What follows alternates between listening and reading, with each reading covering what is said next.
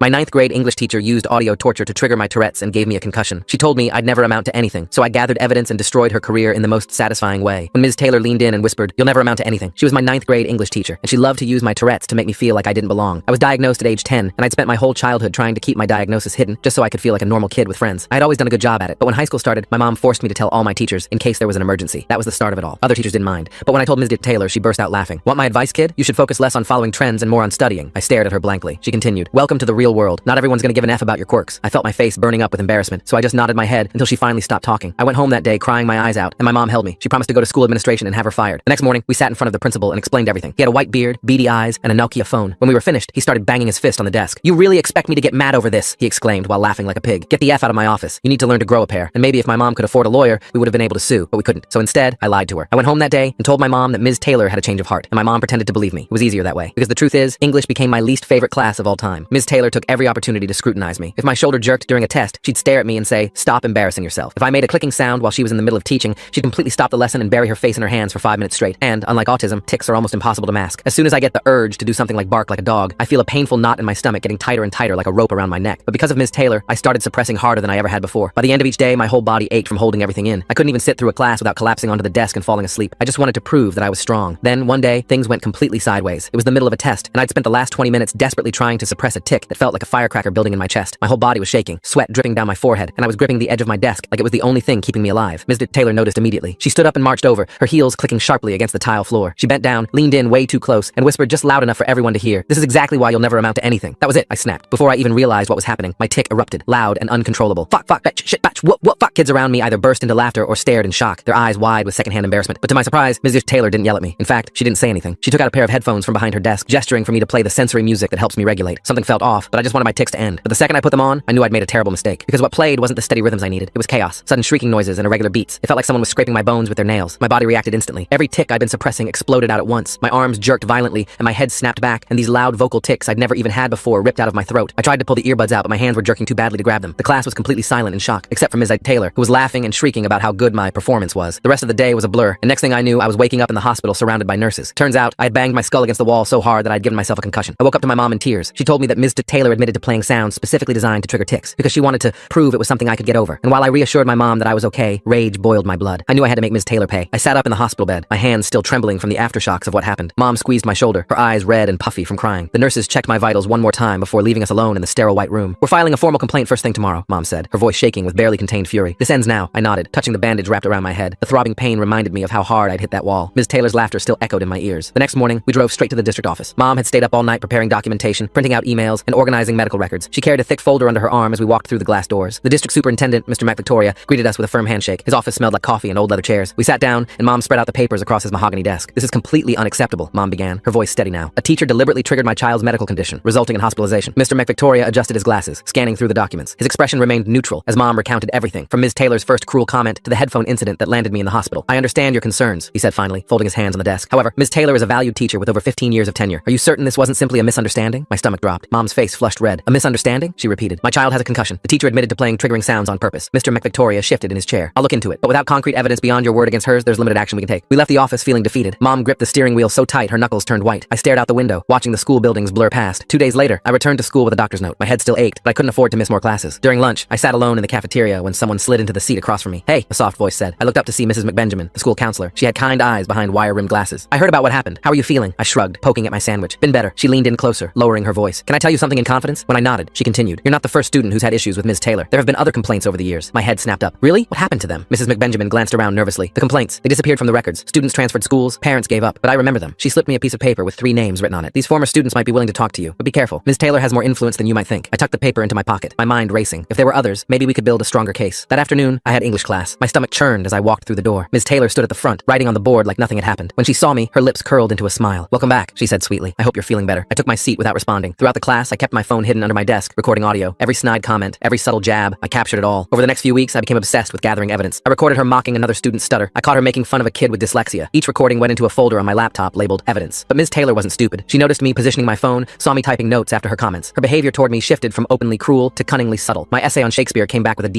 even though I'd spent hours perfecting it. When I compared answers with my friend Alex, I realized she'd marked correct interpretations as wrong. My homework started going missing from her desk. Pop quizzes appeared whenever I walked in late from a tic episode. "Your grades are slipping," she announced one day, loud enough for the whole class to hear. Maybe you should focus less on your phone and more on your studies. The other students shifted uncomfortably. They'd all seen what happened with the headphones. Nobody wanted to be her next target. That evening, Mom noticed my report card. English had dropped from a B+ to a D. What's going on? She asked, frowning at the paper. I explained about the missing assignments and wrongly marked tests. Mom's jaw tightened. I'm going to talk to her directly, she declared. Mom, no, I pleaded. It'll just make things worse. But Mom had already grabbed her car keys. I followed her to school, anxiety twisting my stomach into knots. We found Ms. Taylor in her classroom, grading papers. She looked up with that fake smile. Mrs. Patterson, what a surprise. How can I help you? Mom didn't waste time with pleasantries. You're deliberately sabotaging my child's grades. This needs to stop immediately. Ms. Taylor's expression hardened. She stood up slowly, walking around her desk. Your child is struggling because they're distracted and disruptive. Perhaps if they focused more on academics instead of playing with their phone. Don't you dare, Mom interrupted. I know what you're doing. Ms. Taylor's smile turned cold. Do you? Because what I see is a student who can't handle the rigors of high school. If this continues, they'll fail my class. No college will accept them with an F in English. Is that what you want? The threat hung in the air like poison. Mom's face went pale. We both knew she was right. One failed class could derail my entire future. We left without another word. In the car, Mom gripped my hand. We'll figure this out, she promised. I won't let her win. The next day, I found an unexpected ally. Mr. Endra, my science teacher, pulled me aside after class. I saw what happened in the hallway yesterday, he said quietly. Ms. Taylor berating you for your tics. That's not acceptable. Relief flooded through me. Finally, another adult who understood. Would you be willing to document these incidents? I asked hopefully. He nodded. I'll keep a record of everything I witness. You're a good student. You don't deserve this treatment. For the first time in weeks, I felt a spark of hope. But Ms. Taylor was about to escalate things beyond anything I could have imagined. The following week started with a calculated move from Ms. Taylor. She walked into class carrying a stack of papers and announced a surprise essay assignment worth 30% of our final grade. The topic was personal challenges and growth, due in 2 days. Remember, she said, her eyes finding mine. Plagiarism will result in automatic failure. I threw myself into the essay, writing about living with Tourette's and finding strength through adversity. I had Mom proofread it 3 times. I saved multiple copies on different devices. I even took photos of each page with timestamps. When I submitted it, Ms. Taylor smiled sweetly and placed it in her desk drawer. Something in her expression made my skin crawl. 3 days later, she returned everyone's essays except mine. After class, I approached her desk. Where's my essay? I asked, trying to keep my voice steady. She looked up with mock confusion. What essay? You never submitted anything. My heart pounded. Yes, I did. You put it in your drawer right there. I think you're confused, she said, opening the drawer to reveal it was empty. Perhaps your condition is affecting your memory? I pulled out my phone, showing her the time-stamped photos. Her smile faltered for just a second before returning. Photos can be doctored. Without the actual essay, I have no choice but to give you a 0. That evening, I called the first name on Mrs. McBenjamin's list. Sarah answered on the 3rd ring. Her voice was hesitant when I explained who I was and why I was calling. Ms. Taylor made my junior year hell, she said quietly. I have ADH, and she constantly humiliated me for it. My parents complained, but suddenly all the documentation vanished. The principal said without proof there was nothing they could do. The second name, Marcus, had a similar story. He'd struggled with dyslexia, and Ms. Taylor had failed him despite his accommodations. His family ended up moving to another district. The third person, Jamie, was the most revealing. She didn't just target me, Jamie explained. She went after my younger sister too when she got to 9th grade. It's like she keeps a list of families to torment. I started connecting dots. Ms. Taylor wasn't just cruel, she was systematic. She knew exactly how to push boundaries without leaving evidence. The next day, I arrived at school to find my locker door slightly ajar. Inside, tucked between my textbooks, was a copy of an answer key for Ms. Taylor's upcoming test. My blood ran cold. This was a setup. I immediately went to Mr. Endra and showed him what I'd found. He took photos of everything and wrote a detailed report about the discovery. We turned it into the office together, explaining the situation. But during English class, Ms. Taylor made her move. Halfway through the period, she suddenly stopped teaching and walked to my desk. Empty your backpack, she commanded. What? Why? Now. With shaking hands, I unzipped my bag. She reached in and pulled out another copy of the test answers, different from the one I'd found in my locker. The class gasped. Cheating is grounds for expulsion, she announced triumphantly. Principal's office. Now. Mr. Endra must have heard the commotion because he appeared in the doorway. I'll accompany the student, he said firmly. There are some things the principal needs to know. In the principal's office, Mr. Endra presented his documentation about the planted evidence in my locker. The principal looked uncomfortable but sided with Ms. Taylor. The evidence was found in the student's possession, he said. That's all that matters. I felt the walls closing in. My tics were getting worse from the stress, and I could barely sit still. Mom arrived within minutes, furious and ready to fight. That night, we had an emergency family meeting. Mom had been researching education advocates and found one who specialized in disability discrimination. Her name was Ms. Alexandra Chen, and she agreed to meet with us the next day. Ms. Chen was sharp and thorough. She reviewed all our documentation and immediately spotted irregularities. These accommodation forms, she said, pointing to copies from my file. They've been altered. Look at the dates and signatures. Someone's been modifying them after the fact. We compared them to our original copies at home. Sure enough, key accommodations had been removed or changed. My extra time for tests had been crossed out. My permission to step out during tic episodes had been modified to only with teacher approval. This is document fraud, Ms. Chen said. We need to secure all original records immediately. But when we requested my complete file from the school, we were told several documents were missing. The secretary seemed nervous, glancing toward Ms. Taylor's classroom as she spoke. Over the next few days, my situation at school became unbearable. Other teachers started treating me differently, and I overheard Ms. Taylor in the teacher's lounge. The poor thing, she was saying. Clearly the stress is too much. Some students just aren't cut out for mainstream education. There are special facilities that could better meet those needs. My blood ran cold. She was trying to get me removed from regular school entirely. That afternoon, Mrs. McBenjamin pulled me aside. She looked exhausted and worried. I've been placed on administrative leave, she whispered. They say it's for a review of counseling practices, but I know it's because I've been helping you. This is my fault, I said, guilt washing over me. No, she said firmly. This is about doing what's right. But be careful. Ms. Taylor has connections you don't know about. That weekend, Mom and I spent hours organizing evidence. We created multiple copies of everything, storing them in different locations. I reached out to Sarah, Marcus, and Jamie again, and they agreed to provide written statements. On Monday, I walked into English class to find Ms. Taylor had rearranged the seating. My new spot was in the back corner, isolated from other students. A small camera had been installed pointing directly at my desk. For everyone's safety, Ms. Taylor explained to the class, we need to monitor potentially disruptive behavior. The humiliation burned, but I kept recording. Every class, every interaction, everything went into my evidence file. Then Ms. Taylor made a crucial mistake. During a parent-teacher conference, she handed Mom a stack of brochures for residential treatment facilities. One was notorious for its harsh methods and lack of proper medical care. I really think this would be best, Ms. Taylor said with fake concern. They specialize in difficult cases. Mom's hands shook as she flipped through the brochures. I recorded the entire conversation on my phone from outside the door. That night, I did some research on Ms. Taylor. Social media revealed something interesting. She had a son at an expensive private school where she volunteered as a special needs advocate. Her bio bragged about her experience helping challenged students reach their potential. The hypocrisy made me sick. She was building a reputation as an advocate while destroying students like me. I shared this discovery was Sarah, Marcus, and Jamie. They were furious and decided to take action. We created a private group chat to coordinate our efforts. Jamie revealed something crucial. My mom still has emails from Ms. Taylor that she thought she'd deleted. They show her admitting she enjoys breaking certain students. We spent the next week gathering more evidence. Other students started coming forward quietly, sharing their own experiences. A pattern emerged. Ms. Taylor specifically targeted students with disabilities, especially those whose conditions were invisible or misunderstood. Then came the school board meeting. Parents had the right to speak during public comment, and several families signed up. Mom and I prepared a presentation with all our evidence. But the morning of the meeting, I woke up to find my laptop missing. All my evidence files gone. Mom's computer had been wiped clean overnight. Even our cloud backups had been deleted. Panic set in until I remembered. Mr. Endra had copies of everything. I texted him frantically, and he confirmed he still had all the files safely stored. At the school board meeting, the room was packed. Ms. Taylor sat in the front row, looking confident. She kept glancing at her phone and smiling. When it was our turn to speak, Mom approached the microphone. But before she could start, Ms. Taylor stood up. "I'd like to present some evidence of my own," she announced, holding up a flash drive. "These are recordings of this student's behavior in my class." The board allowed her to play the audio, but what came through the speakers wasn't what actually happened. The recordings had been edited, spliced together to make it sound like I was constantly disrupting class and threatening other students. "This is fake!" I shouted, my tics exploding from the stress. "She edited those recordings." Ms. Taylor shook her head sadly. "This is exactly the kind of outburst I deal with daily. The child needs help. I'm not qualified to provide." Just when it seemed hopeless, the door burst open. Sarah, Marcus, and Jamie walked in with their parents. They'd driven from different cities to be here. "We have evidence too," Sarah announced. "Real evidence." They presented their own recordings, emails, and documents. Jamie's mom had printed the emails where Ms. Taylor admitted to enjoying making students suffer. The board members' expressions shifted from skepticism to concern. Then Mr. Endra stood up. "I've been documenting Ms. Taylor's behavior for months," he said, presenting a thick folder. "This includes original documents that were later altered in the student's official file." The room erupted in murmurs. Ms. Taylor's confident expression cracked, but the biggest shock came when Mrs. McBenjamin entered. She wasn't supposed to be there during her leave, but she looked determined. "I have something the board needs to see," she said, holding up her own flash drive. Security footage from the hallway cameras that was supposedly deleted. The footage showed Ms. Taylor taking papers from my locker,